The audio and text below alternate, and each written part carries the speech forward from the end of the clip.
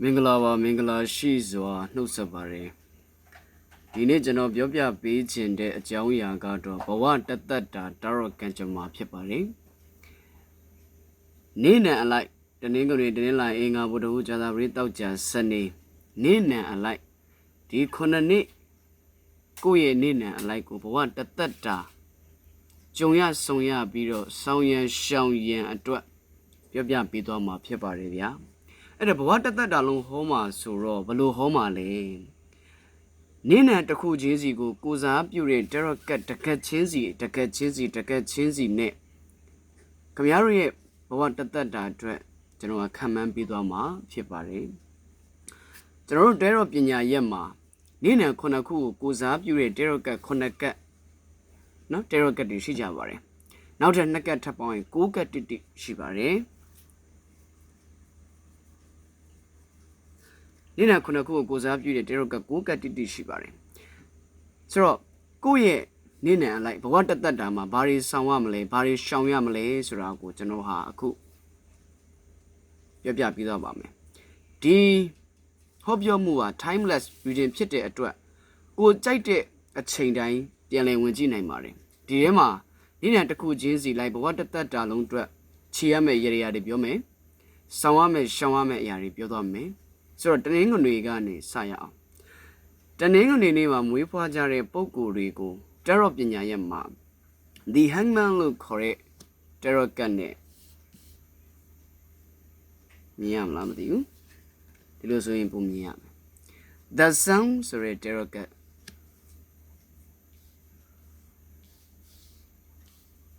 ကိုစားပြုထားပါတယ်ဆိုတော့တနင်္ဂနွေနေ့မှာမွေးသောပုံကိုယ်များကိုThe Hangman, The Sun အဲ့ဒီနှစ်ကတ်ထဲမှာ The Hangman ဆိုရဲ The Hangman ကပို့ပြီးတော့ကိုစားပြုပါတယ်တနင်္ဂနွေနေ့မွေးသောသူများရဲ့ဘဝတသက်တာမှာဘယ်လိုတနင်္ဂနွေနေ့မွေးသောပုဂ္ဂိုလ်မျိုးပဲဖြစ်နေပါစေဘဝမှာအမြဲတမ်းဥဆောင်ရတယ်ဘဝမှာအမြဲတမ်းကိုဟာအိမ်တော်ဦးစီးသို့မဟုတ်အိမ်ထဲမှာမိသားစုမှာအကြီးအကဲများဖြစ်ပို့ဆိုးတာပေါ့တနင်္ဂနွေနေ့မွေးသောပုဂ္ဂိုလ်များဟာတရော့ကတ်အယူအဆအရဘယ်တော့မှနေရာတစ်ခုထဲမှာရက်မနေဘူးအမြဲတမ်းစမ်းသစ်တီထွင်ပြီးတော့ဘဝကိုကြိုးစားအားထုတ်နေကြတော့ပုံကူများဖြစ်ကြတယ်တနင်္ဂနွေမွေးသောသူများရဲ့ဘဝတသက်တာကံကြမ္မာမှာအသက်12နှစ်ခြားတစ်ခါအသက်12နှစ်ခြားတစ်ခါဘဝအပြောင်းလဲကြီးမားတွေလာပါလိမ့်မယ်အသက်12နှစ်ခြားတစ်ခါအသက်12နှစ်တစ်ကြိမ်နော်24နှစ်တစ်ကြိမ် तू ကဘာလာလောက်တာလဲမသိဘူးနော်ဘယ်လိုက်အောင်မယ်သွားကလေးသွားအသက်36နှစ်တစ်ကြိမ်ဘဝမှာကြီးမားတဲ့အပြောင်းလဲတွေအမြဲတမ်းလာပါလိမ့်မယ်အဲ့လိုအပြောင်းလဲတွေလာတဲ့အခါမှာတနင်္ဂနွေနေ့မွေးသောပုဂ္ဂိုလ်များအကြက်ကြက်ခံနိုင်မှုအရေးကြီးတယ်12နှစ်ကိုတစ်ကြိမ်ဘဝရဲ့ lesson တွေဘဝရဲ့သင်ခန်းစာတွေပေးတတ်တဲ့ကာလပေးတတ်တဲ့သဘောမျိုးရှိပါတယ်နော်12နှစ်ကိုတစ်ကြိမ်အမြဲတမ်းဘဝမှာ lesson တွေပေးမယ်အမြဲတမ်းဘဝမှာသင်ခန်းစာတွေရမယ်တနင်္ဂနွေနေ့မွေးသောပုဂ္ဂိုလ်တွေဟာအိမ်တော်ရေးမှာဆိုရင်လည်းပဲအမြဲတမ်းသီးခံရတဲ့ပုဂ္ဂိုလ်မျိုးတွေဖြစ်တတ်တယ်ကိုယ့်ရဲ့အခုလက်ရှိအခြေအနေကနေပြီးတော့ရှေ့ဆက်ဘဝမှာတနင်္ဂနွေနေ့မွေးသောပုဂ္ဂိုလ်များဟာဘဝတသက်တာအတွက်အမြဲတမ်းမှတ်ထားရမှာကဘယ်အရာမှအလုံး30မလုပ်ပါနဲ့ဘယ်အရာမှပြီးစော်လင်မလုပ်ပါနဲ့ဘယ်အရာမှနမောနမဲနိုင်မလုပ်ပါနဲ့ခေါင်းအေးထားပြီးတော့အမြဲတမ်းစဉ်းစားပါခေါင်းအေးထားပြီးတော့အမြဲတမ်းဆုံးဖြတ်ပါခေါင်းအေးထားပြီးတော့အမြဲတမ်းကိုယ့်ရဲ့ decision တွေကိုချပါတနင်္ဂနွေနေ့မွေးသောပုဂ္ဂိုလ်များရဲ့ရှေ့ဆက်ဘဝကံကြမ္မာမှာဒီဘဝတသက်တာမှာပေါ့နော်အခုလက်ရှိအသက်အပိုင်းခြားနေနောက်12နှစ်နေတဲ့အခါကျလို့ရှိရင်ပြောင်းလဲတစ်ခုလာပါလိမ့်မယ်နောက်ပြီးတနင်္ဂနွေနေ့မွေးသောပုဂ္ဂိုလ်များရဲ့ဘဝတသက်တာမှာအာယုံကြောနဲ့အုံလုံးနဲ့အာယုံကြောယောဂအဖြစ်များမယ်သူတို့ကမထင်မှတ်ထားပဲနဲ့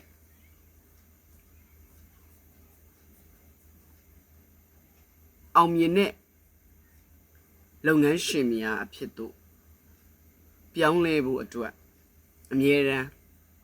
စဉ်းစားနေကြတာဖြစ်တဲ့အတွက်မထင်မှတ်ထားပဲနဲ့အခွင့်အရေးခွင့်လန်းနေအမြဲတမ်းပေါ်လာတတ်တယ်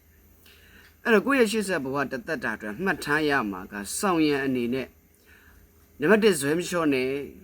နံပါတ်2ကိုအားကိုတဲ့စိတ်ဓာတ်ကိုမလျှော့ချစေနဲ့ နံပါတ်3ဘေတော့မှတင်ယူလေ့လာခြင်းတွေနောက်ပြီးတော့ကိုမှရှိနေတဲ့မာနတွေကိုခွာမချမိစေနဲ့တင်ယူလေ့လာခြင်းတွေလည်းဘယ်တော့မှမရက်တန့်လာနိုင်မရက်တန့်ဖြစ်စေနဲ့တနင်္ဂနွေနေ့မွေးသောပုဂ္ဂိုလ်များအတွက်အရေးကြီးတဲ့ကိစ္စတွေကြုံတဲ့အခါတိုင်းအရေးကြုံလာတိုင်းအသုံးပြုရမယ်ရရတစ်ခုသည်တနင်္ဂနွေနေ့မနက်9:00 နာရီကနေ10:00 နာရီခွဲအတွင်းအုံးသီးတစ်လုံးကိုထိတ်ခါဖြတ်အဲ့ဒီအုံးသီးထဲကိုအုံးညွတ်ကိုယ့်ရဲ့အသက်ကိုယ့်တက်က16နှစ်ဆိုရင်16ညွတ်ထည့်မယ်20ဆိုရင်20အညွတ်20ထည့်မယ်60ဆိုရင်အညွတ်60ထည့်မယ်အဲ့ဒီတွေကိုအုံးသီးကိုထိတ်ခါဖြတ်အဲ့ဒီအုံးသီးတွေကိုအုံးညွတ်ထည့်ပြီးတော့မြတ်စွာဘုရားကိုလူချင်းကိုယ့်ရဲ့အဆောင်လျှော်ပုဂ္ဂိုလ်များကိုလူချင်းယုံကြည်ရပုဂ္ဂိုလ်များကိုလူဒန်းချင်းအမြဲတမ်းဆောင်ရွက်နိုင်တယ်တနင်္ဂနွေနေ့ပြီးတဲ့အခါမှာဒါကျွန်တော်ကဘဝတသက်တာအတွက်အသုံးပြုမဲ့ရရလည်းပြောတယ်ဆောင်ရရှောင်းလည်းပြောတယ်ပေါ့နော်တနင်္လာသားသမီးတွေတင်းလာနေမွေးတဲ့ပုဂ္ဂိုလ်တွေကိုကိုစားပြုတဲ့ tarot card အသည့် hybrid step မြန်မာလိုပြောရရင်မေတော်ကြီးပေါ့ဒီ hybrid step ဆိုတဲ့ tarot card ကကိုစားပြုထားတယ်တနင်္လာနေ့မွေးသောပုဂ္ဂိုလ်များဟာအသက်20လောက်ကနေစပြီးတော့ဘဝမှာအမြဲတမ်းငွေကြီးကြောင့်အလှည့်အပြောင်းတွေဖြစ်တတ်တယ်အသက်20လောက်ကနေစပြီးတော့ပညာရေးလိုက်ကမလားအလုပ်ကိုပဲဦးစားပေးရမလားဆိုပြီးတွေ့ရဆုံးဖြတ်ချက်တွေဝင်တတ်တယ်အသက်40လောက်ရောက်တဲ့အခါမှာတည်ငြိမ်တဲ့အိမ်တော်ရေးနဲ့တည်ငြိမ်တဲ့စီးပွားရေးလုပ်ငန်းတစ်ခုကိုပိုင်ဆိုင်ထားတဲ့လူများဖြစ်တတ်တယ်တနင်္လာနေ့မွေးသောပုဂ္ဂိုလ်များဟာဒီ high priestess ကိုစားပြုတဲ့အကြောင်းအရာအမားနဲ့အမှန်အမြဲတမ်းသူတို့ကခွဲခြားစိတ်ဖြာနိုင်တယ်သူတို့ကိုသွားပြီးတော့ထိန်းကိုလို့မရဘူးသူတို့ကိုသွားပြီးကုတ်ကဲလို့မရဘူးသူတို့ကိုသွားပြီးထိန်းချုပ်လို့မရသူတို့ကိုသွားပြီးထိန်းချုပ်လိုက်မယ်ဆိုလို့ရှိရင်ထိန်းချုပ်လိုက်တဲ့လူကယူသွားနိုင်တော့တဲ့အထိဖြစ်တတ်တယ်ဘာလို့လဲသူတို့ကသူတို့လုပ်ချင်ရင်သူတို့လုပ်တာမိဘကသားတော့ရှင်းနေလုပ်ငန်းလေးနဲ့တင့်တော်ရယ်ဆိုရင်သူတို့ကလူစိုးလုပ်ချင်တဲ့ဗီဇသားမင်းကတော့တင်မောသားလေးလုပ်ပါလားဆိုရင်သူတို့ကအင်ဂျင်နီယာလုပ်တယ်ဆိုတဲ့သဘောပေါ့နော်သူတို့လုပ်ချင်တာကိုပဲသူတို့လုပ်တယ်ဘယ်တော့မှသူတို့ဟာထိတ်ကိုလို့မရဘူးဒါကြောင့်တင်းလာနေမွေးတဲ့ပုံကိုယ်တွေကထူးခြားတာတခုကငွေနဲ့လက်နဲ့အမြဲတမ်းမပြတ်ဘူးတင်းလာနေမွေးသောပုံကိုယ်တွေကအမတန်မှညံကောင်းတဲ့စဉ်းစားချင်းချိန်နိုင်စွမ်းလည်းကြီးမားတယ်သူတို့မှာအမြဲတမ်းအတွေးတွေရှိတယ်ငါဒါပြီးရင်ဘာလုပ်မလဲငါဒါပြီးရင်ဘာလုပ်မလဲငါဒါပြီးရင်ဘာလုပ်ရမလဲဆိုတဲ့အတွေးတွေရှိတယ်ဘာလို့အဲ့လိုအတွေးတွေရှိတာလဲဆိုတော့တနင်္လာနေ့မွေးသောပုံကိုယ်များကိုစားပြည့်တဲ့ဒီ high priestess မှာဒီဘက်က black color နဲ့ B ဆိုတဲ့ကြောက်တန်ရည်ဒီဘက်က white color နဲ့ J ဆိုတဲ့ဒီကြောက်တန်ရည်ဟာလောကမှာအမြဲတမ်းအဖြူနဲ့အမဲရှိသလိုအမားနဲ့အမှန်ရှိမယ်။ဒါကြောင့်တင်းလာနေမွေးသောပုဂ္ဂိုလ်များကိုစားပြုရတဲ့ the high priestess ကအရာတနင်္လာနေမွေးသောပုဂ္ဂိုလ်များဟာဘယ်တော့မှသူများစကားမှနားမယောင်ဘူး။ကိုလုံးဆရာရှိတော့ပြက်သားလုပ်တယ်။ပညာရေးဆုံးခန်းတိုင်ကိုမလျှောက်နိုင်ရင်တော့မှခိုင်မာတဲ့အတန်မွေးဝဲကြောင်းတစ်ခုနဲ့အောင်မြင်ကြော်ကြားကြတယ်။နှစ်နှစ်ကိုတစ်ကြိမ်ကျမ်းမာရေးအမြဲတမ်းဖြစ်တယ်။တနင်္လာနေ့မွေးသောပုဂ္ဂိုလ်များအတွက်ဘဝတသက်တာလုံးဆောင်ရန်ရှောင်ရန်အနေနဲ့ဒေါသလုံးဝမကြည့်ပါနဲ့။ဒေါသကြီးတာနဲ့ဘဝမှာအမြဲတမ်းအမှားတွေတွေ့မယ်။ဒေါသကြီးတာနဲ့ဘဝမှာအမြဲတမ်းပြဿနာတွေတက်မယ်။ဒေါသကြီးလိုက်တာနဲ့ကိုယ့်ဘဝရဲ့ဆုံးရှုံးမှုတွေလာမယ်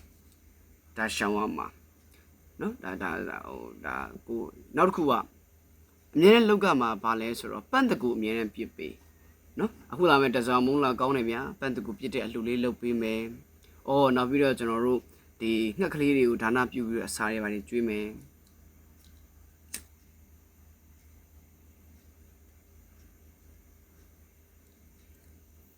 ဒါတွေလုပ်ပြီးလို့ရတယ်။တနင်္လာနေ့မွေးတော့အမျိုးသမီးများဆိုရင်ဘဝမှာအမြဲ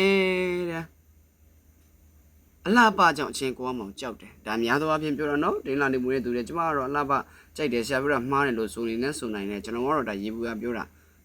အရန်ကြီးဟိုမှာတိကျသိချင် personal 1-to-1 booking ယူမိနိုင်တယ်ကြော်ညာတာမဟုတ်ဘူးရေဘူးကဟောနေတယ်ဆိုတာကိုသိစေချင်တာနော်ဘဝတသက်တာရေရ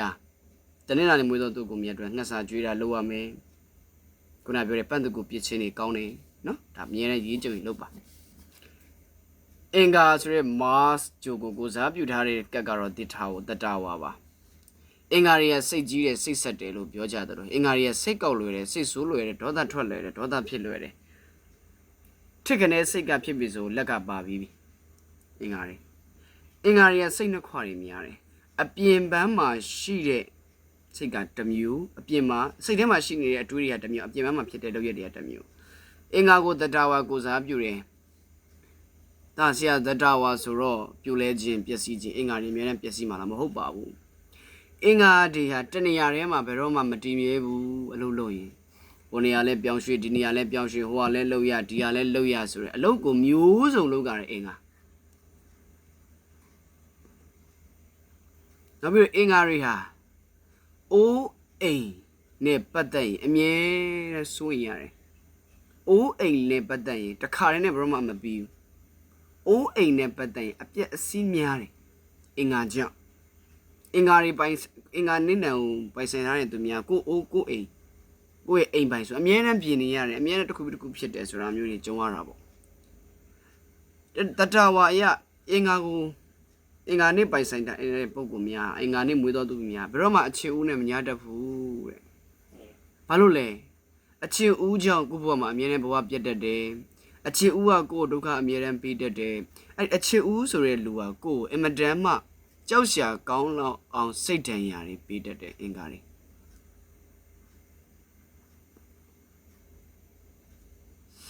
တိုးတော့အင်္ဂါတွေဟာ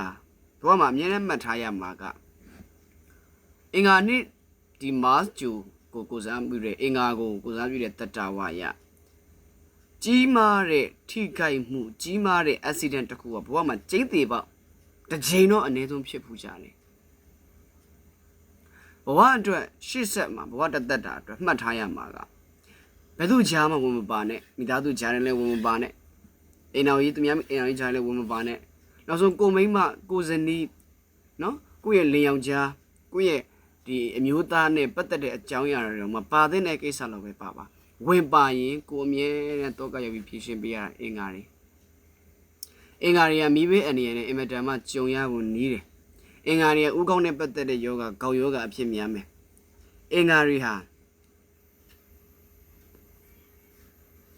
ကိုလက်အစစ်အမြစ်ကြိုက်ခဲတဲ့ယောဂအင်မတန်ဆိုးရတတ်ပါတယ်ယူဆိုင်ရပါတယ်အင်္ဂါနဲ့မွေးသောပုံကိုများအတွက်လောက်ကမဲ့ရေရာတစ်ခုကသူကမာစစ်ဂျိုသူစစ်ကိုအားပေးတာတိုက်ခိုက်ရေးကိုအားပေးတဲ့ဂျိုအင်္ဂါဆိုတာအဲ့ဒီမှာဒီတတဝါဖြစ်နေတဲ့အတွက်အင်္ဂါနဲ့မွေးသောပုံကိုများဘဝတသက်တာရေရာအမြဲတမ်းတရားထိုင်ပေးပါတရားကိုနေ့တိုင်း15မိနစ်ပုံမှန်ထိုင်တဲ့ရေရာပါပဲနောက်ပြီးတော့ပတိစိတ်တာဖြစ်သမထတစ်ခုကိုအမြဲတမ်းလုပ်ပါအဲ့လိုမှမလုပ်ချင်ဘူးဆရာကြီးကျမတို့ကတော့အပြင်ရေရာပဲခုနပြောတာအတွင်းရေရာအပြင်ရေရာပဲလုပ်ချင်တယ်ဆိုရင်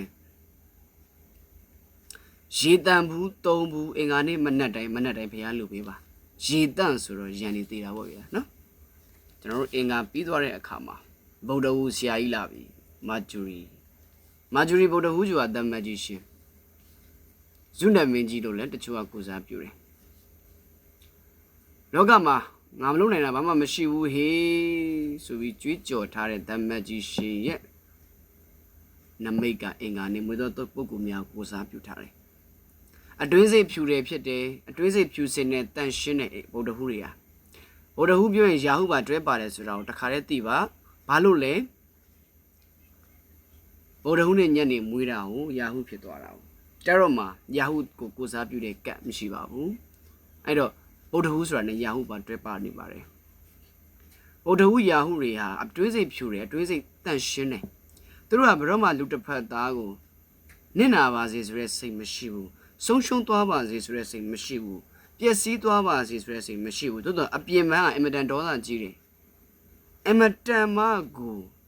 မာနာကြီးတယ်အင်မတန်မှကိုအတ္တကြီးတယ်အင်မတန်မှကိုတကူကောင်းဆန္ဒဘုဒ္ဓဟူတာများသောအဖြစ်ပြောတာနော်ကောင်းတာတွေပဲပြောတယ်လူတွေကြိုက်တာပေါ့အကောင်းပြောတော့အပြောကောင်းတယ်ဆိုတာအကောင်းပြောလို့အပြောဆိုးတယ်ဆိုတာအဆိုးပြောလို့ဆိုတော့ကျွန်တော်ကအကောင်းတာဆိုတော့ပြောမယ်ဗုဒ္ဓဟူနဲ့မွေးသောပုဂ္ဂိုလ်များရဲ့ဘဝတသက်တာနီးပညာနဲ့ပတ်သက်တဲ့လုပ်ငန်းတွေအင်မတန်အကျိုးပေးတယ် IT လုပ်ငန်းတို့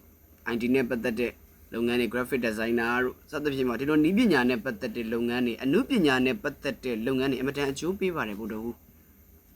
နောက်တစ်ခုဗုဒ္ဓဟူတွေကလက်မှုပညာနဲ့ပတ်သက်တဲ့လုပ်ငန်းတွေလည်းအကျိုးပေးသေးတယ်ဗျာ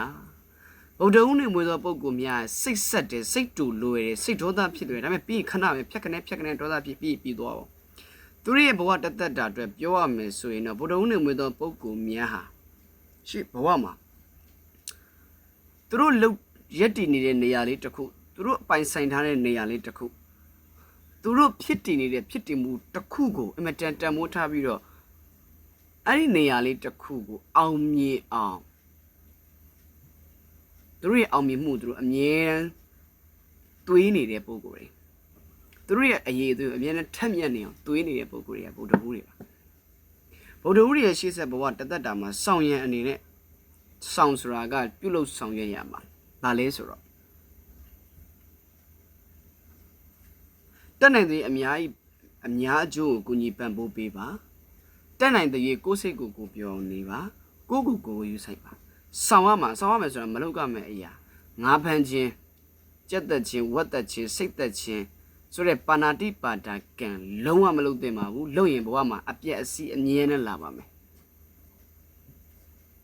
ဗုဒ္ဓဟူးနဲ့မွေးသောပုဂ္ဂိုလ်များလေယောဂအမတန်ယူဆိုင်ကြပါမယ်လေထိုးလေအောက်လေဖြက်လေငန်းဒါတွေယူဆိုင်ကြပါမယ်ဗုဒ္ဓဟူးနဲ့မွေးသောပုဂ္ဂိုလ်များဟာ3နှစ်ကိုတစ်ကြိမ်အမြဲတမ်းလောကရဲ့စံသက်ခြင်းကိုခံရတတ်တယ်ဗုဒ္ဓဟူးနဲ့မွေးသောပုဂ္ဂိုလ်များအတွက်ရည်ရည်ကောင်းတစ်ခုဘဝတသက်တာမလို့ရမှာတော့ကိုယ်စိတ်ထဲမှာအမတန်မှယုံကြည်လေးစားတော့ကြည်ညိုသောဖုံးတော်ကြီးတစ်ပါးပါကိုသင်္ကန်းအမြဲတမ်းလှူပေးပါကိုယ်စိတ်ထဲမှာတကယ်ကိုတန်ခါစစ်တန်ခါမလစ်ဖြစ်ကြမယ်နော်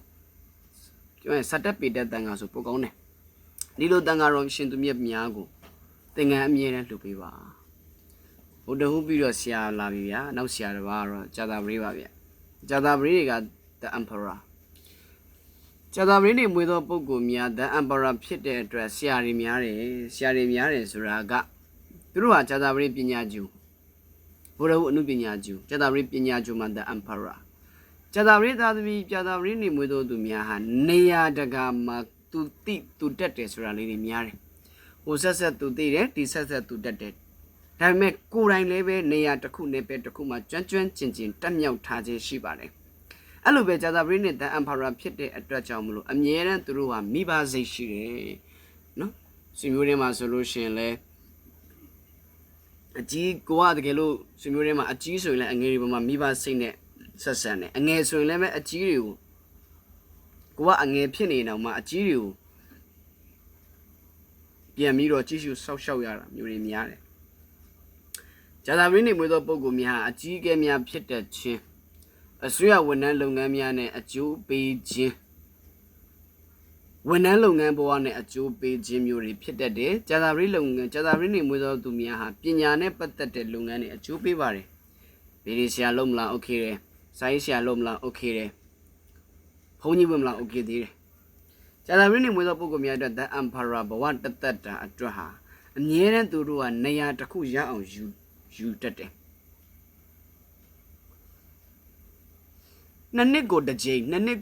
နှစ်နှစ်ကိုတစ်ကြိမ်ကြီးမားတဲ့ကျမ်းမာရေးဖြစ်တတ်တယ်ဂျာတာပရိနေမွေးသောပုဂ္ဂိုလ်များအထူးအဖြင့်ခြေထောက်နဲ့ပတ်သက်ပြီးကျမ်းမာရေးအဖြစ်များတယ်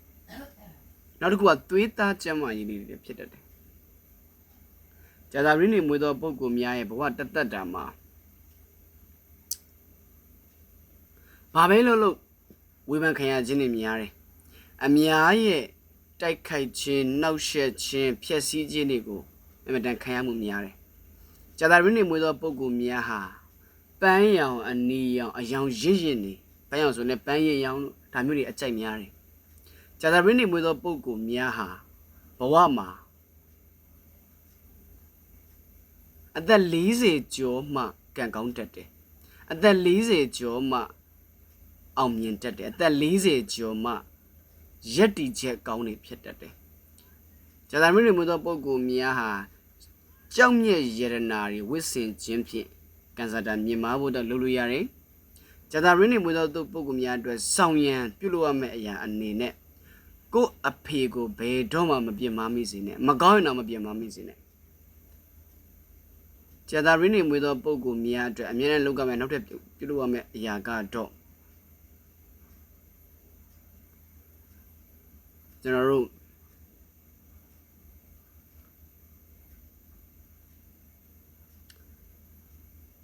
လမ်းတန်ရှင်းရေးလုပ်ရမယ်ဗျာနော်လမ်းတန်ရှင်းရေးလမ်းခဲနာတို့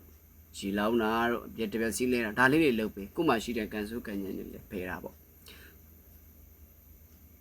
ရှောင်ရမယ်အရာကတော့အိမ်အောင်ရေးတစ်ခုရက်တည်နေပြီဆိုရင်လည်းပဲကိုယ့်ရဲ့အိမ်အောင်ဘက်ရဲ့မိသားစုအရေးတွေဝင်မပါမိစေနဲ့ပြုတ်သူပါပဲဖြစ်ဖြစ်အမွေကိစ္စတွေအများအားပြဿနာတက်တာမျိုးတွေကြုံရင်ကိုကအမြဲကောင်းကောင်းခံရတတ်တယ်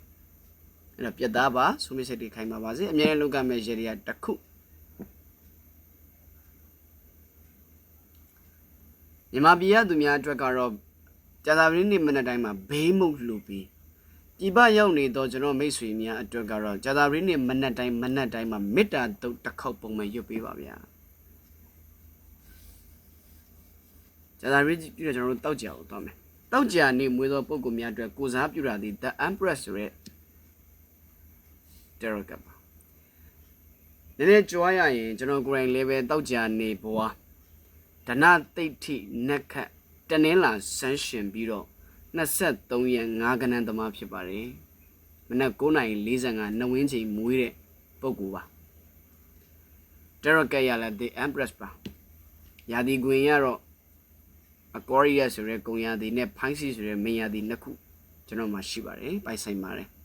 ဆရာနှစ်ခုလားဟုတ်တယ်နှစ်ခုဘာလို့လဲကျွန်တော်ကအနောက်တိုင်းပညာရဆိုရင် Aquarius မြန်မာနက်ခတ်အရှေ့တိုင်းရဆိုရင်မင်ရာသီဖြစ်နေလို့ပါဒါကြွားတာပါအဲ့တော့ The Empress ဆိုရဲတောက်ကြနေမွေးသောပုဂ္ဂိုလ်များအတွက်ကတောက်ကြနေမွေးသောပုဂ္ဂိုလ်များအင်မတန်မှအဲ့တော့ကျွန်တော်ပြောတာမဟုတ်ဘူးကတ်အရာပြောမယ် The Empress ကတ်အရာပြောရရင်ဒီမှာကျေပြူစနှလုံးပါတဲ့တရဖူကိုစောင်းထားတဲ့ကောက်ပဲသိနေနေတဲ့စိမ့်လန်းဆွေပြီးသူ့ကိုတဲရော့ပညာရက်မှာလက်ကြီးကောင်းစီသောကတ်လို့ဆိုတယ်ကံကောင်းစီတဲ့ abundance ပေါ့ငွေကြီးကြွယ်ဝချမ်းသာတယ်ပေါ့တောက်ကြသားသမီးတောက်ကြနေမှုတဲ့ပုံကိုယ်တွေဟာ The Empress ကတ်ရဘဝမှာအမြဲတမ်းငွေနဲ့လက်နေတော့မပြတ်ဘူးတဲ့ကို့မှာထားပါတော့ငွေကြီးအလုပ်ကန်ခက်ခဲလို့ပတ်စံမရှိတော့ဘူးဆိုတဲ့အချိန်ရောက်ရင်တော့မှပဲငွေကတနည်းနည်းနဲ့ဝင်နေဒါပေမဲ့လောင်းကစားလို့ရင်ဘယ်တော့မှအဆင်မပြေပါဘူးဒါလေးထည့်ပြောမယ်နောက်တစ်ခုကတောက်ကြနေမွေးသောပုံကူများအတွက်ကတော့အလှပနဲ့ပတ်သက်တဲ့လုပ်ငန်းတွေအကျိုးပေးတယ်အဝိထနဲ့ပတ်သက်တဲ့လုပ်ငန်းတွေအကျိုးပေးတယ်ဒီ The Empress ကရနော်နောက်ပြီးတော့ကျွန်တော်တို့အခုခေတ်မှာဆိုရင်ပေါ်လာပါတယ်ကျွန်တော်တို့ဒီမင်္ဂလာပွဲတွေစစ်ဆက်ပွဲ wedding အခမ်းအနားတို့ဒီလိုမျိုးချစ်သူနှစ်ဦးပေါင်းဖက်ဖို့အတွက်လုပ်ပေးတဲ့လုပ်ငန်းတွေဥပမာမင်္ဂလာခမ်းမငါးရမျိုးတွေဖြစ်ဖြစ်ဒီလိုလုပ်ငန်းတွေနဲ့ပတ်သက်ရင်အကျိုးပေးတယ်နောက်တစ်ခုအနေနဲ့ကိုဝင်ဆောင်ဆရာမတွေဆိုရင်လည်းအကျိုးပေးတယ်ကိုမိလို့ပြောရမလဲကျွန်တော် OG တို့ဘာလို့တူပြီပေါ့နော်ဒါမျိုးတွေဆိုအကျိုးပေးတယ်နောက်ပြီးတော့တောက်ချန်နေမွေးသောပုံကူများတဲ့နောက်ထပ်အကျိုးပေးတဲ့လုပ်ငန်းတွေဟာဆိုရင်စိုက်ပျိုးရေးနဲ့ပတ်သက်တဲ့လုပ်ငန်းများအကျိုးပေးတယ်အလှပရေးရနဲ့ပတ်သက်တဲ့လုပ်ငန်းများအကျိုးပေးတယ်အနုပညာဘေးရင်ပညာနဲ့ပတ်သက်တဲ့လုပ်ငန်းများအကျိုးပေးပါတယ်ယောဂီပညာပေါ့နောက်ပြီးတော့အထက်လန်းပညာတို့ဒါတွေနဲ့ပတ်သက်ရင်အကျိုးပေးတယ်တောက်ချန်နေမွေးသောပုံကူများအပြောဆိုကောင်းတယ်ပြောတတ်ဆိုတတ်တယ်နောက်တစ်ချက်ကပြောရဲဆိုရဲတယ်မကောင်းတာပါလဲဆိုတော့ဒေတို့အိုပေါအာမနာတတ်ဘူးမကောင်းတာပါလဲဆိုရင်ဗဇက်ဖျားရှာပြားလေးမှာပဲစကားရှိတယ်တကယ်လုတ်ရက်တွေကိုမမှန်တတ်ကြဘူးတောက်ကြနေမွေးတဲ့ပုံကိုတော်တော်များများအခြေရေးကံကောင်းပါတယ်တော်တော်များများလည်းပဲလူတိုင်းအောင်မပြောဘူးသူတို့ကကိုချစ်တဲ့သူကိုမျက်နှိုးတဲ့သူနဲ့ဘဝမှာပေါင်းစည်းရတတ်တယ်ဘာပဲဖြစ်ဖြစ်ဘလို့ပဲဒုက္ခခံရပေါင်းစည်းရတတ်တယ်ဆိုတဲ့သူမျိုးတောက်ချန်နေမွေးသောပုဂ္ဂိုလ်များ3နှစ်ကိုတစ်ကြိမ်ကြီးမားတဲ့ဝမ်းပိုက်နဲ့ပတ်သက်တဲ့ပြဿနာအမြဲတမ်းဖြစ်ပေါ်တတ်တယ်သူတို့အတွက်အမြဲတမ်းသတိထားရမယ့်ကျန်းမာရေးအစာအိမ်ကြောက်ကပ်ဦးအသေးအတွင်းကလေးစားနဲ့ပတ်သက်တဲ့ယောဂရည်ယူဆက်ကမဲ့အထူးအဖြစ်နှလုံးယောဂများတယ်တောက်ချန်နေမွေးသောပုဂ္ဂိုလ်များသည်ကျေပြူစနှလုံးပါတဲ့ The Empress ဘယင်မာကြီးကိုစားပြုထားတာဖြစ်တဲ့အတွက်တောက်ချန်နေမွေးပြီဟေးဆိုတာနဲ့အဲ့ဒီပုဂ္ဂိုလ်တွေကစိတ်နှလုံးသားနူးညံ့ပါတယ်လူချင်းလည်းမြင်တတ်ပါတယ်မကောင်းတာမာနာကြီးတယ်အတ္တကြီးတယ် ကိုမိုင်ပြီးတော့ဘာမှမဆိုလုပ်တယ်ဆိုရက်ဒီ Empress ကရပါတောက်ကြနေမွေးသောပုဂ္ဂိုလ်များတဲ့ဘဝမှာလှုပ်ဆောင်ရမယ်စောင့်ရန်အနေနဲ့ဆောင်ရွက်ရမယ်အရာအနေနဲ့မဒီလာရှင်တွေကိုအမြဲတမ်းပတ်စံလူပေးမယ်မိဘမယ်ခလေးတွေကိုဒါနပြုပေးမယ်အားလုံးကိုကမသိမြတ်တဲ့လူတွေသိမြတ်လာအောင်ဆောင်ရွက်ပေးမယ်နော်ကိုယ့်ရဲ့အပြောဆိုလေးတစ်ခုကြောင့်လူတွေစိတ်ချမ်းသာသွားမယ်ဆိုရင်ကိုယ်တိုင်လေးကျင့်တဲ့ပီတိဖြစ်ရတာပေါ့တောက်ချန်နေမွေးသောပုဂ္ဂိုလ်များဟာရှောင်ရမယ့်အရာအနေနဲ့စကားကိုအလွယ်တကူပြောခြင်းနေရှောင်ပါအကြောင်းအကျိုးအမှားမှမပါဘဲနဲ့ပြောလိုက်တဲ့အရာတွေကကိုယ့်ဘဝတအခက်အခဲဖြစ်တတ်ပါတယ်ရရအမြဲတမ်းအိယာပြောင်းအိပ်ပေးရတယ်တောက်ကြနေမနက်တိုင်းတောက်ကြနေမနက်တိုင်းတောက်ကြနေမနက်တိုင်းတောက်ကြဆိုတာတကယ်တော့ရေတက်ပြအန်တော့ကပ်ပေဝန်ဒီစရီဝန်ဒီတွေကရေတက်လဲဖြစ်တဲ့အတွက်တောက်တော်ကြီးဖျားတောက်တော်ကြီးဒုက္ခကိုကြီးနေအောင်အမြဲတမ်းကပ်ပေးရတယ်မနက်တိုင်းမှာကိုကတပြည့်နေတယ်အလုပ်ကိစ္စမအားရတော့မှအဲ့တောက်ကြနေတော့လုပ်ပေးပါတည်တည်ချာချာစီးပြီးတော့ဖျားတောက်တော်ကြီးအကြီးနေအောင်အမြဲတမ်းတစ်ခွက်ကပ်ပေးတခြားသောဘာသာဝင်တွေတောက်ကြနေမနက်တိုင်းမှာ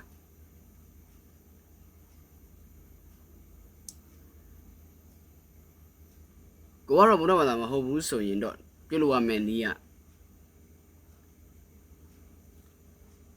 ကိုယ့်ရဲ့ရင်ဘက်ကလေးကိုဘယ်ဘက်လက်လေးနဲ့ဘယ်ဘက်ရင်ဘက်လေးကိုညာဘက်လက်လေးနဲ့အုပ်ပြီးတော့ငါမှရှိနေတဲ့မကောင်းတဲ့ဓာတ်တွေထွက်သွားပါစေလို့စန္ဒာလေးပြုရရတယ်နော်ဒါဘဝတသက်တာလောကမှာစနေကတော့ तू ကတနင်္ဂနွေလိုပါပဲနံပါတ်73 duck ဆိုရဲကတ်နဲ့နံပါတ်21 the wall ဆိုရဲကတ်နှစ်ခုကိုစားပြုနေပါတယ်ဆိုတော့စနေသည် duck ဆိုရဲသိဆုံးခြင်းပြီးဆုံးခြင်းအသစ်ပြန်လဲစတင်ခြင်းအပြင် the wall ဆိုရဲပြီးဆုံးသွားတာစာတန်စနေ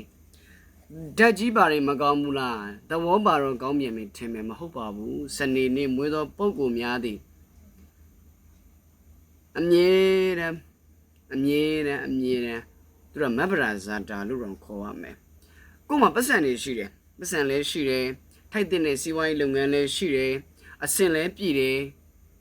နော်ငွေကြီးနဲ့ပူစရာမလိုပါဘူးဆိုရင်တော့မှကိုတစ်ခုမဟုတ်တစ်ခုတနည်းမဟုတ်တနည်းနဲ့အမြဲတမ်းစိတ်ပူပင်စရာမရှိပူပင်တက်ကြတဲ့သူတွေဒါကတော့ပတ်စံရှိတဲ့သူတွေပေါ့ငွေကြီးပြည့်နေတဲ့သူတွေပေါ့စနေထဲမှာငွေကြီးမပြည့်တဲ့သူများဖြစ်သွားရင်စိုးပါတယ်သူကဘဝကိုအမြဲတမ်းအချိန်ချင်းကြိုးစားနေရတယ်စနေနေ့မွေးသောပုဂ္ဂိုလ်များမလုပ်ရမယ့်အရာဘာလဲဆိုတော့ဘဝမှာမွေတက်ချင်းလုံးဝမလုပ်ပါနဲ့မွေတက်တာတွေနောက်ပြီးတော့ဒီငရှင်းတွေပါတွေတက်တာတွေလုပ်လို့မကောင်းပါဘူး duck the wall စနေနေ့မွေးသောပုဂ္ဂိုလ်များဘဝမှာအမြဲတမ်းအသစ်သောအရာတွေကိုရှာဖွေနေကြတယ်သူတို့ကပန်းတိုင်စီကိုအများနဲ့ရောက်အောင်သွားတယ်သူတို့ရဲ့ပန်းတိုင်တွေကလည်းများတယ်မျောလင့်ချက်တွေကလည်းများတယ်ရီမန်းချက်တွေကလည်းများတယ်စနေနေ့မွေးသောပုဂ္ဂိုလ်များဟာအသက်21အသက်73နှစ်တုန်းကတစ်ကြိမ်အသက်21မှာတစ်ကြိမ်ကြီးမားတဲ့အပြောင်းလဲတွေလာတယ်အဲ့လိုပဲစနေနေ့မွေးသောပုဂ္ဂိုလ်များတို့အသက်50မှာတစ်ကြိမ်အသက်63လောက်မှာတစ်ကြိမ်ကြီးမားတဲ့အပြောင်းလဲတွေလာတတ်ပါတယ်အိမ်အောင်ဘက်အရွေးမှားခြင်းတွေဖြစ်ပေါ်တတ်တဲ့သတိထားရွေးကြပါစနေနေ့မွေးသောပုဂ္ဂိုလ်များဟာအမြဲတမ်းသူတို့ကကျမ်းမာရေးမကောင်းဖြစ်တယ်နော်ဟိုနေရာလဲချူကြဒီနေရာလဲချူကြဟိုဟာလေးကလည်းတစ်ခုခုဒီဟာလေးတစ်ခုခုဆိုတော့ဖြစ်တတ်တယ်သူတို့ရဲ့ဘဝတသက်တာအတွက်စနေနေ့မွေးသောပုဂ္ဂိုလ်များကိုပြောရမယ်ဆိုရင်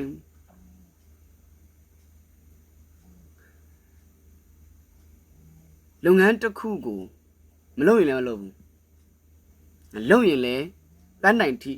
ရောက်အောင်သွားမယ်ဆိုတဲ့ပုံကူမျိုးဖြစ်တယ်အလုပ်ကိုင်နေတဲ့ပတ်သက်ရင် private လုပ်ငန်းတွေ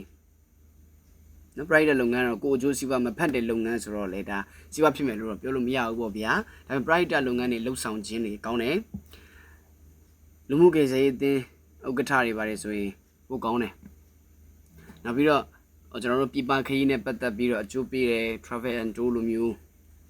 နော်အဲ့လိုလုပ်ငန်းတွေခီးသွားလုပ်ငန်းနဲ့ပတ်သက်ဒါတွေခီးသွားလုပ်ငန်းတွေဒါတွေအကျိုးပေးတယ်နောက်ပြီးတော့ကျွန်တော်တို့ရေလန်းခီးတင်မောလုပ်ငန်းတို့အကုန်းလန်းခီးကားထောင်တာကားလုပ်ငန်းတို့ဒါတွေအကျိုးပေးတယ်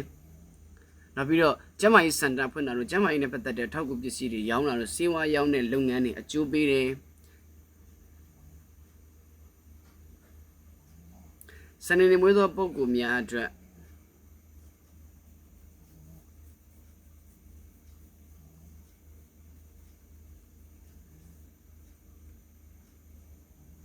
စိတ်ညစ်မခံချင်တာစနေစိတ်ညစ်လို့မရတာစနေများတယ်အဲ့တော့ဘဝတသက်တာဆောင်ကြည့်စဉ်ဆောင်ရမယ်ဆောင်ရွက်ရမယ်အရာကတော့နံပါတ်1ဘရောမှကိုစိတ်တက်ကြမခံနဲ့ကိုစိတ်ကိုတော့ကရောက်မခံနဲ့နော်ဒါကတော့ဆောင်ရွက်ရမယ်ရှောင်ရမယ်အရာကတော့ကြွားတတ်တဲ့သူတွေကိုရှောင်ပါစကကြီးပြောတတ်တဲ့သူတွေကိုရှောင်ပါလေလုံးထွားတတ်တဲ့သူတွေကိုရှောင်ပါကိုနဲ့မတည့်ပါဘူးဘဝတသက်တာပြုလုပ်ရမယ့်ရေရာအနေနဲ့အရန်အရေးကြီးတဲ့ပြဿနာတွေအရန်အရေးကြီးတဲ့အခက်အခဲတွေကြုံလာခဲ့ပြီဆိုရင်တောက်ကြနေညဝိအိတ်တဲ့အပေါ်အင်းကြီးအောက်လုံကြီးအပေါ်အင်းကြီးအောက်ဘောင်းမဖြစ်ထမိန်ဖြစ်ပစိုးဖြစ်ပေါ့ဗျာအဲ့လိုအရာနဲ့အင်ကြီးတစုံတောက်ကြနေဝတ်ထားတဲ့အင်ကြီးတစုံရင်စံစာလေးနည်းနည်းခြေသေးစာလက်သေးစာလေးကိုစနေနေ့မနက်9:00 နာရီကနေ10:00 နာရီခွဲအတွင်းချောင်းမြောင်းပင်လယ်ရှိသောသူများကအဲ့ဒီမှာတွားပြီးတော့ကြွကြွထဲမထည့်ဘူးဒီတိုင်းပဲအလွတ်ကျိုးနဲ့စီးပြီးတော့တွားမြှိုးရမယ်ချောင်းမြောင်းမရှိတဲ့ပုံကူများကတော့မြေကြီးတွေကိုမြုပ်ကြမယ်အဝိအထည်များသည်အဆွေးတက်တဲ့ပစ္စည်းဖြစ်တဲ့အတွက်ဆွေးသွားစီဖို့ကြွအိမ်မခံခိုင်းတာပါကြွအိမ်ခံလိုက်ရင်ပတ်ဝန်းကျင်ကိုထိခိုက်စေမှာဆိုလို့ပါဒါလေးအမြင်နဲ့လုပ်ပေးရမယ်ပြီးအဲ့ကကြရင်ကို့မှာရှိတဲ့တိုက်ခက်အညက်တွေပြေသွားပါစေဆိုပြီးတော့ကိုစားစွန့်တယ်ပေါ့ဒါလေးစွန့်ပေးရမယ်စနေနေ့မွေးသောပုဂ္ဂိုလ်များသွေးသားကျန်းမာရေးအတန်ဆိုတတ်တယ်နောက်ပြီးတော့ကင်ဆာယောဂါတို့ကြီးဆိုင်ရမယ်ခောက်ဆွဲတွေမစားကြနဲ့စိတ်ပိုင်းဆိုင်ရာယောဂါတွေဆိုရတတ်ပါတယ်ဒါဘဝတစ်ခုလုံးစာအတွက်ကိုစားပြုတဲ့တရော့ကတ်လေးတွေနဲ့ကျွန်တော်ဟာခြေဘူးကပြောသွားတာဖြစ်ပါတယ်တယောက်ချင်းစီကိုပြောနေတာမဟုတ်တဲ့အတွက်အကုန်လုံးကတော့ကိုယ်နဲ့တူချင်မှတူမှာပေါ့ဗျာနော်ဒါခြေဘူးကပြောတာ哦အဲ့တော့တိုက်ဆိုင်မှုတွေရှိလာခဲ့ရင်တော့ယူပါတိုက်ဆိုင်မှုမရှိရင်တော့ပယ်သွားကြပေါ့အားလုံးပဲကျမ်းမာချမ်းသာကြပါစေဘဝမှာကောင်းသောကံကြမ္မာများစုံစည်းကြ၏မကောင်းသောကံကြမ္မာများပျောက်ကွယ်ကြပါစေတတ်တာနော်